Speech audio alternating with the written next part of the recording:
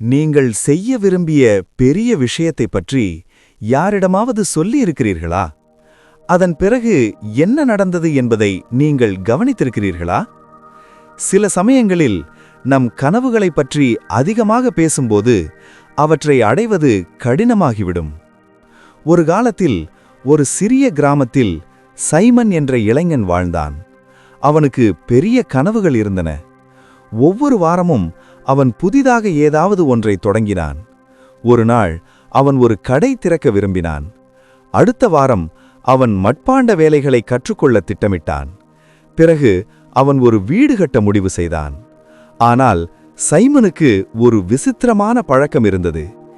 எதையும் தொடங்குவதற்கு முன் கிராமத்தில் உள்ள அனைவரிடமும் தன் திட்டங்களைப் பற்றி சொல்வான். அவன் சந்தை வழியாக நடந்து சென்று கத்துவான், இந்த கிராமத்தில் உள்ள மிகப்பெரிய கடையை நான் திறப்பேன். மக்கள் கைத்தட்டுவார்கள், அவர்கள் சிரிப்பார்கள், அவர்கள் நல்ல வார்த்தைகளை சொல்வார்கள். சைமன் பெருமைப்படுவார். அவன் மிகவும் முக்கியமானவனாக உணர்வான். அன்று இரவு அவன் நன்றாக தூங்கினான். ஆனால் மறுநாள் காலையில் வேலையை தொடங்க வேண்டிய நேரம் வந்தபோது அவன் சோர்வாக உணர்ந்தான். அவனுடைய சக்தியெல்லாம் போய்விட்டது. நாட்கள் கடந்துவிட்டன. அவன் கடையை திறக்கவே இல்லை. சைமன் மீண்டும் மட்பாண்ட வேலைகளை கற்றுக்கொள்ள முடிவு செய்தான். அவன் கிராம சதுரத்தில் மக்களை கூட்டினான். அவன் தன் புதிய கனவை பற்றி சத்தமாக பேசினான். நான் அதை செய்வேன். மிக அழகான மண்பாண்டங்கள். எல்லோரும் என்னிடமிருந்து வாங்குவார்கள். மக்கள் அவரை பாராட்டினர். அவர்கள் அவரை ஊக்கப்படுத்தினர். சைமன் மிகவும் மகிழ்ச்சியாக இருந்தார். ஆனால் மீண்டும் சில நாட்களுக்கு பிறகு அவரது ஆர்வம் குறைந்தது. அவர் களிமண்ணை தொடவே இல்லை. இது பல வருடங்களாக தொடர்ந்தது. சைமன் ஒவ்வொரு கனவையும் அறிவித்தார். மக்கள் அவரது வார்த்தைகளை கொண்டாடினர். ஆனால் அவர் வெறுங்கையுடன் இருந்தார். அவரது வாழ்க்கை மாறாமல் இருந்தது. அவர் வெட்கப்பட்டார். அவர் எப்போதும் ஏன் தோல்வியடைகிறார் என்பதை அவரால் புரிந்து கொள்ள முடியவில்லை. அவரது இதயம் ஆழமாக கனமாக உணர்ந்தது. அவர் ஒரே இடத்தில் சிக்கிக் கொண்டதாக உணர்ந்தார். ஒரு மாலை சைமன் பழைய கிணற்றின் அருகே தனியாக அமர்ந்திருந்தார். கிராமத்தை சேர்ந்த ஒரு முதியவர் அவரை அணுகினார். அந்த மனிதர் அமைதியாகவும் பணிவாகவும் இருந்தார். மக்கள் அவரை மதித்தார்கள். ஆனால் அவர் அதிகம் பேசவே இல்லை. அவர் சைமனின் அருகில் அமர்ந்து அன்புடன் கேட்டார், என் மகனே, நீ ஏன் இவ்வளவு கவலையாக இருக்கிறாய்? சைமன் பெருமூச்சு விட்டான். எனக்கு நிறைய கனவுகள் உள்ளன. ஆனால் நான் எதையும் சாதிக்கவே இல்லை. எனக்கு என்ன குறைவு என்று எனக்கு தெரியவில்லை. முதியவர் மெதுவாக தலையை ஆட்டினார். சொல்லுங்கள், உங்களுக்கு ஒரு புதிய யோசனை வரும்போது நீங்கள் என்ன செய்வீர்கள்? சைமன் உடனடியாக பதிலளித்தார். நான் அனைவருக்கும் சொல்கிறேன். நான் என்ன செய்யப் போகிறேன் என்பதை அவர்கள் தெரிந்து கொள்ள வேண்டுமென்று நான் விரும்புகிறேன். அவர்கள் என்னை பற்றி பெருமைப்பட வேண்டுமென்று நான் விரும்புகிறேன். முதியவர் மெதுவாக சிரித்தார். நாளை காலை என்னுடன் வா. நான் உங்களுக்கு ஏதாவது காட்ட விரும்புகிறேன். மறுநாள் சைமன் தனது சிறிய தோட்டத்தில் அந்த முதியவரை சந்தித்தார். அந்த முதியவர் கையில் 2 விதைகள் இருந்தன. அவர் ஒரு விதையை சைமனிடம் கொடுத்தார். இந்த விதையை தரையில் போடு என்று அவர் கூறினார். சைமன் ஒரு சிறிய குழி தோண்டி விதையை உள்ளே வைத்தார். அவர் அதை மண்ணால் மூடினார். பின்னர் அந்த முதியவர் மற்றொரு விதையை எடுத்தார். ஆனால் அதை விதைப்பதற்கு பதிலாக அதை உயரமாக பிடித்தார். அருகில் விளையாடும் சில குழந்தைகளை அவர் அழைத்தார். பாருங்கள், எல்லோரும் எனக்கு ஒரு விதை இருக்கிறது. விரைவில் அது ஒரு அழகான மரமாக மாறும். அது எவ்வளவு அற்புதமாக இருக்கும் என்று பாருங்கள். குழந்தைகள் கைத்தட்டினர். அவர்கள் சிரித்தனர். முதியவர் விதையை ஒரு கல்லில் வைத்து அங்கேயே விட்டுவிட்டார். நாட்கள் கடந்தன. முதியவர் மண்ணில் புதைந்திருந்த விதைக்கு தண்ணீர் பாய்ச்சினார். அதை பற்றி எதுவும் சொல்லவில்லை. சைமன் அடிக்கடி தோட்டத்திற்கு சென்றார். மெதுவாக ஒரு சிறிய பச்சை முளை தோன்றியது. வாரந்தோறும் அது வளர்ந்தது. முதியவர் இன்னும் எதுவும் சொல்லவில்லை. அவர் அமைதியாக அதற்கு தண்ணீர் பாய்ச்சினார். இதனிடையில் கல்லிலானால் விதை அப்படியே இருந்தது. அது வெயிலில் காய்ந்தது. பறவைகள் எடுத்தன அதன் துண்டுகளை அகற்ற. அது ஒருபோதும் வளரவில்லை. சைமன், ஒரு விதை வளர அமைதி தேவை. அதற்கு இருள் தேவை. அது பூமிக்கு அடியில் மறைக்கப்பட வேண்டும். நீங்கள் அதை திறந்த வெளியில் விட்டுவிட்டு அதை பற்றி பேசினால் அது வாடிவிடும். அது திருடப்படும். அது ஒருபோதும் மரமாக மாறாது. சைமன் தொடர்ந்து அந்த சிறிய விதையை பார்த்தான். அவனுக்குள் ஏதோ ஒன்று நகர்ந்தது. முதியவர் தொடர்ந்தார். நீங்கள் உங்கள் கனவுகளை மிக விரைவாக பகிர்ந்து கொள்ளும்போது நீங்கள் பெருமைப்படுகிறீர்கள். நீங்கள் பணியை முடித்துவிட்டதாக உணர்கிறீர்கள். மக்களின் பாராட்டு உங்களை மகிழ்ச்சியடையச் செய்கிறது. உங்கள் மனம் இலக்கு ஏற்கனவே அடையப்பட்டு விட்டதாக நினைக்கிறது. எனவே முன்னேற உங்கள் இதயத்திலுள்ள நெருப்பு அணைந்து விட்டது. செயலுக்கு தேவையான ஆற்றல் பேசுவதில் வீணாகிறது.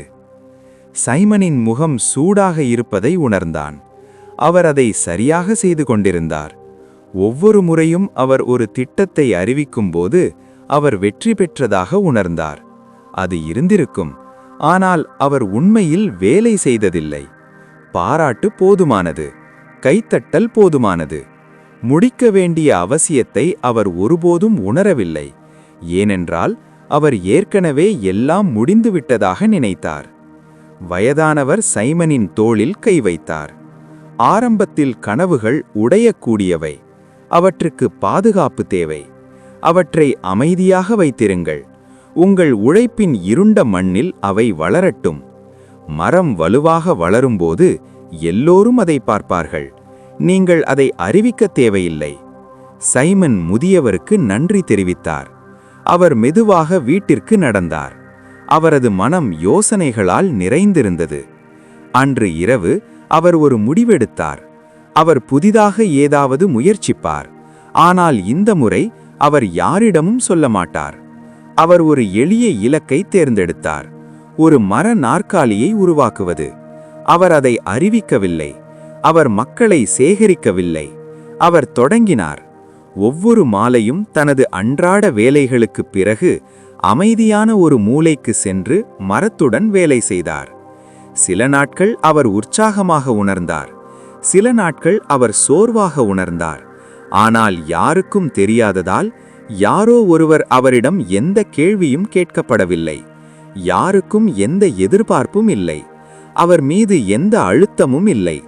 அவரிடம் இருந்ததெல்லாம் அவருடைய கைகளும் மரமும் தான். நாட்கள் வாரங்களாக மாறியது. நாற்காலி வடிவம் பெறத் தொடங்கியது. சைமன் தவறுகளை செய்தார். அவற்றை திருத்தினார். கற்றுக்கொண்டார். மெதுவாக நாற்காலி வலுவாகவும் மென்மையாகவும் மாறியது. அது முடிந்தபோது சைமன் அதன் மீது அமர்ந்தார். இதற்கு முன்பு உணராத ஒன்றை உணர்ந்தார். உண்மையான பெருமை வார்த்தைகளிலிருந்து வரும் பெருமை அல்ல, செயலிலிருந்து வரும் பெருமை.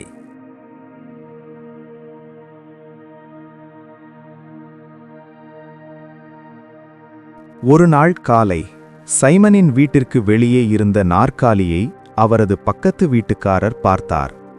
சைமன், இது மிகவும் அழகாக இருக்கிறது. நீங்கள் எப்போது அதை செய்தீர்கள்? சைமன் அமைதியாக சிரித்தான். நான் அதில் வேலை செய்து கொண்டிருந்தேன். பக்கத்து வீட்டுக்காரர் ஆச்சரியப்பட்டார். நீ யாரிடமும் சொல்லவே இல்லை. சைமன் தலையை ஆட்டினான். நான் முதலில் அதை முடிக்க விரும்பினேன். வார்த்தை மெதுவாக பரவியது. மக்கள் நாற்காலியை பார்த்தார்கள். அவர்கள் ஈர்க்கப்பட்டனர். ஆனால் அதற்குள் சைமன் ஏற்கனவே தனது அடுத்த திட்டத்தை தொடங்கிவிட்டார். இந்த முறை அவர் ஒரு சிறிய மேசையை உருவாக்க திட்டமிட்டார். மீண்டும் அவர் யாரிடமும் சொல்லவில்லை. அவர் அமைதியாக வேலை செய்தார். வாரங்கள் கடந்துவிட்டன. மேசை முடிந்தது. பின்னர் ஒரு அலமாரி. பின்னர் ஒரு ஸ்டூல். ஆண்டுகள் கடந்துவிட்டன. சைமன் கிராமத்தில் ஒரு திறமையான கைவினைஞனாக அறியப்பட்டார். ஆனால் அவர் தனது திட்டங்களை எப்போதும் அறிவிக்கவில்லை. அது முடிந்ததும் மட்டுமே அவர் தனது வேலையை காண்பிப்பார். மக்கள் அவரை இன்னும் மதிக்கத் தொடங்கினர். ஏனென்றால் அவரது செயல்கள் அவரது வார்த்தைகளை விட சத்தமாக பேசின. சைமனின் வாழ்க்கை முற்றிலும் மாறியது. எதையும் தொடங்குவதற்கு முன் அவருக்கு இனி பாராட்டு தேவையில்லை. அந்த வெற்று பெருமையின் அவசரத்தை அவர் இனி உணரவில்லை. அவர் ஆழமான ஒன்றை கண்டுபிடித்தார். உண்மையான ஒன்றை உருவாக்குவதில் அமைதியான திருப்தி. இப்போது உங்கள் வாழ்க்கையை பற்றி சிந்தியுங்கள். எத்தனை முறை நீங்கள் ஒரு இலக்கை அறிவித்தீர்கள், பின்னர் அதை நிறைவேற்றும் ஆற்றலை இழந்தீர்கள்? எத்தனை கனவுகளை நீங்கள் மிக விரைவாக பகிர்ந்து கொண்டீர்கள், அவை மங்கிப் போவதை கண்டீர்கள்? நீங்க உங்க திட்டங்களை பத்தி பேசும்போது உங்க சக்தியை கொடுக்கிறீர்கள்.